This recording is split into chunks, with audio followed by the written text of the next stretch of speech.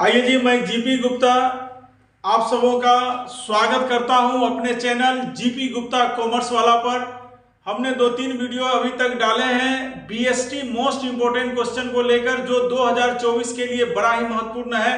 आइए कुछ क्वेश्चन और आज भी सॉल्व करते हैं। नियोजन की 3 विशेषताओं को बताइए। नियोजन के बारे में हम लोग जानते हैं कि किसी भी काम को करने से पहले जो भी मानसिक चिंतन और मनन है उसी को नियोजन कहते हैं। तो इसका प्रोसेस हम लोग समझेंगे और इसकी विशेषताओं को समझेंगे। बाबू, विशेषता क्या है? तो नियोजन एक निरंतर और लोच युक्त प्रक्रिया है। निरंतर का क्या मतलब होता है कि नियोजन सब दिन चलने वाला प्रक्रिया है। ऐसा नहीं है कि आज आप कुछ सोच लिए कर रहे हैं, महीना दिन के बाद वही ढर्रे पे चलेंगे। नहीं, समय के अनुसार, परिस्थिति के अनुसार, व्यावसायिक वातावरण में जो भी परिवर्तन होता है उस परिवर्तन के मुताबिक हम लोगों को अपने प्लान को चेंज करना पड़ता है। इसीलिए हम कहते हैं कि planning is a continuous process. यह निरंतर चलेगा और लोचयुक्त। लोचयुक्त मतलब ये नहीं है कि एकदम दृढ़ है, फिक्स है, नहीं, समय के अनुसार इसमें बदलाव होना पड़ेगा। दूसरा है, यह बौद्धिक और मानसिक प्रक्रिया है। कोई अनपढ़, कोई बुद्धिहीन व्यक्ति नियोजन नहीं कर सकता है, क्योंकि नियोजन जो है एक मानसिक प्रक्रिया है। इसमें बुद्धि लगता है और दिमाग का ताकत लगता है। आप एक कॉपी और पेन लेकर पूरे संस्था के बारे में, उसके भविष्य को आप आकलन करते हो, तो सोच लीजिए कितना सोचना पड़ेगा। फिर है, यह विभिन्न वैकल्पिक क्रियाओं में से सर्वोत्तम का चयन है। आपके पास बहुत सारे विकल्प होते हैं, उस विकल्प में किसके साथ हमको चलना है, नियोजन हमें बतलाता है कि जो बेस्ट ऑप्शन होगा उस ऑप्शन के साथ हम अपने कार्य को, अपने संकल्प को लगाएंगे और कार्य की सिद्धि तक पहुंचेंगे। आइए अगला क्वेश्चन है, प्रशिक्षण के महत्व को लिखें। तो बाबू, प्रशिक्षण जिसे हम लोग ट्रेनिंग कहते हैं, इसका क्या महत्व है?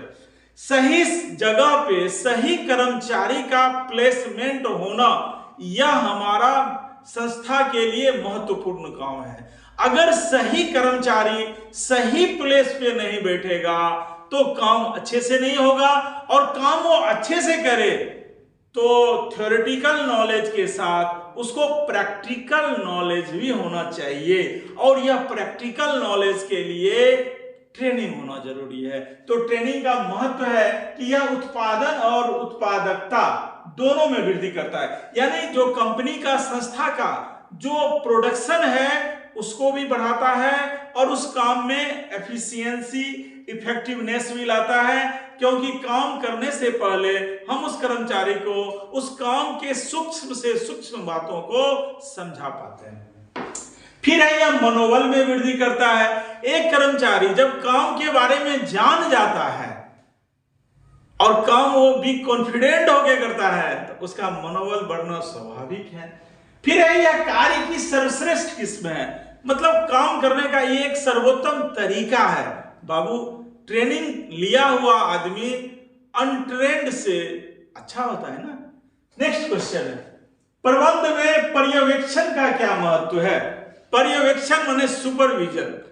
बिना सुपरविजन का काम पे नियंत्रण नहीं होगा, क्योंकि जो हम काम करने के लिए निर्देश, डायरेक्शन दिए हैं, उस निर्देश के मुताबिक हमारा काम हो रहा है कि नहीं, इसके लिए सुपरविजन जरूरी है। एक सुपरवाइजर कर्मचारी और प्रबंध के बीच का कड़ी होता है, इस बात को ध्यान रखिए।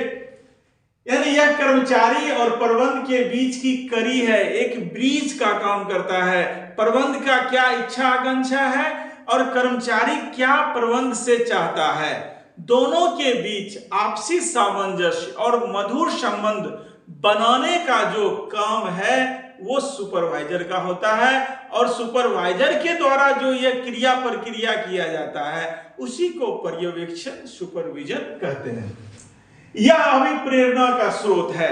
ये जो सुपरवाइजर होते हैं ना, वो कर्मचारी को मोटिवेट करते हैं, संस्था के जो लक्ष्य हैं उनको कैसे पाया जाए, क्योंकि संस्था के हित में ही कर्मचारी का भी हित है। जरा सोचिए, अगर संस्था प्रॉफिट मेकिंग में नहीं जाए तो कर्मचारी का वेतन वृद्धि और एम्प्लॉयज वेलफेयर के लिए कैसे कौन सा काम हो पाएगा।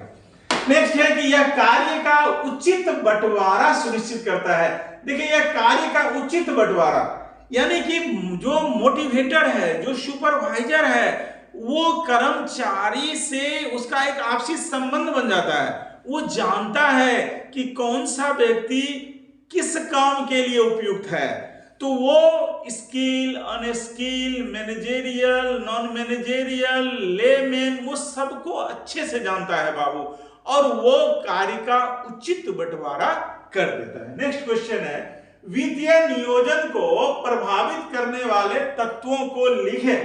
यानी ये वित्तीय नियोजन, फाइनेंशियल प्लानिंग को कौन कौन सा फैक्टर जो है अफेक्ट करेगा।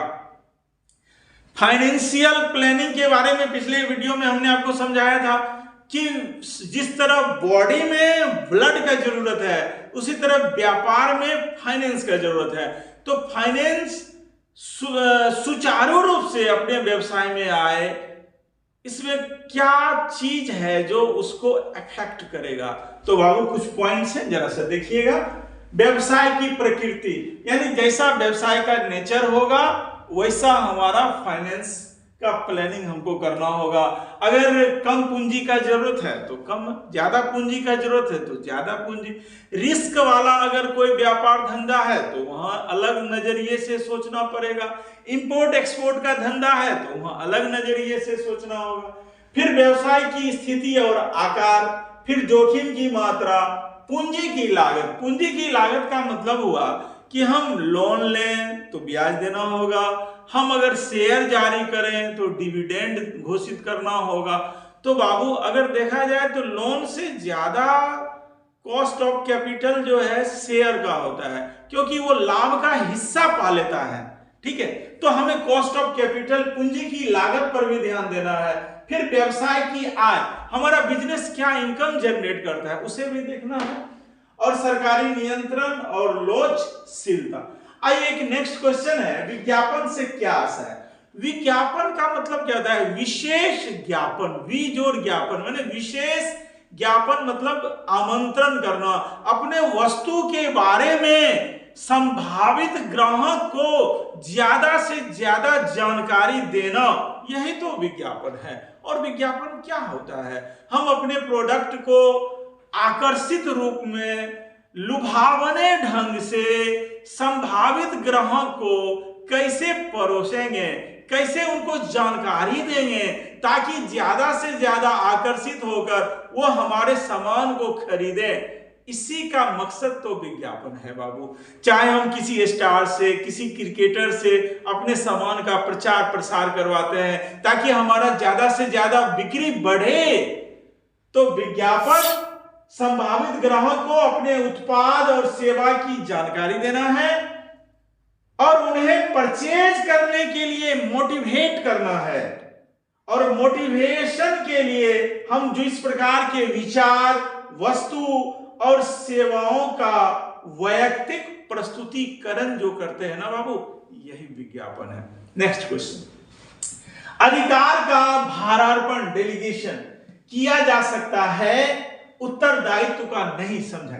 तो देखिए बाबू, अधिकार का मतलब होता है शक्ति, यानी हम अपनी शक्ति को अपने कार्य सिद्धि के लिए, अपने लक्ष्य को पाने के लिए हम अपने अधीनस्थ कर्मचारी, सबऑर्डिनेट को डेलीगेट तो कर सकते हैं, लेकिन एक बात याद रखिएगा, हम अपने उत्तरदायित्व को, अपने जिम्मेवारी को डेलीगेट नहीं कर सकते हैं। इसका हम प्रत्यायोजन, ट्रांसफर, हस्तांतरण नहीं कर सकते हैं, क्योंकि उत्तरदायित्व ज्यों का त्यों बना रहता है। अधिकार का भारार्पण होगा, माने अपने भार को दूसरे को अर्पण कर सकते हैं कि भाई मेरा काम मेरे बिहाफ में तुम कर दो, हम उसको अधिकार भी देंगे कि काम कैसे पूरा करें। बट जो अंतिम जिम्मेवारी है ना, उत्तरदायित्व है ना, वो ज्यों का त्यों मेरा बना रहेगा, वो अधीनस्थ उसके लिए उत्तरदायी नहीं। आशा है आप आज का जो भी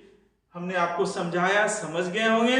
यह सारा क्वेश्चन बाबू 2024 बोर्ड एग्जाम के लिए बहुत मोस्ट इंपोर्टेंट है।